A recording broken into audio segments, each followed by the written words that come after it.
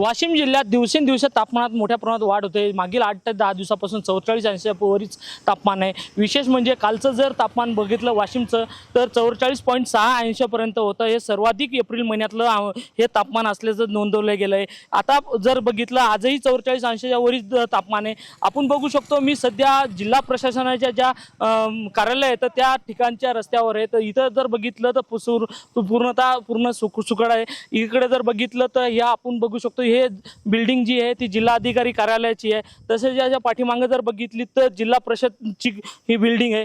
तसेच या ठिकाणी जर समोरच्या बाजून जर बघितलं तर जिल्हा न्यायालयाचं न्यायालय आहे। तसेच आपला जिल्हा पोलीस अधीक्षक कार्यालय या ठिकाणी या रस्त्यावर ये जा करण्याची मोठ्या प्रमाणात वर्दळ असते। वाहनधारकाची मोठ्या प्रमाणात संख्याही असते। तसेच नागरिक मोठ्या प्रमाणात आपल्या कामानिमित्त या रस्त्याने येत असतात। मात्र दुपारची वेळ झाली, दुपारच्या वेळेत बघितलं तर आपण उन्हाच्या तडाख्यात कोणी येऊ नये म्हणून दुपारी ज्या कार्यालयामध्ये मोठ्या प्रमाणात गर्दी असते तिथे कुठेतरी टाळता येत असल्याचं यावरून दिसून येते।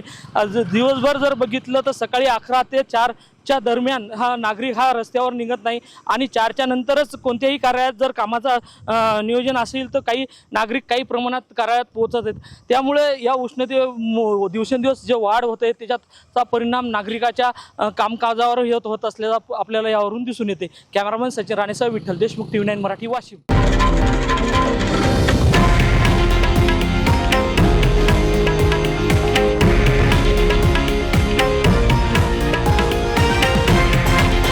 हे आहे देशातील नंबर 1 न्यूज नेटवर्क आणि आपण पाहत आहात TV9 मराठी, एकमेव।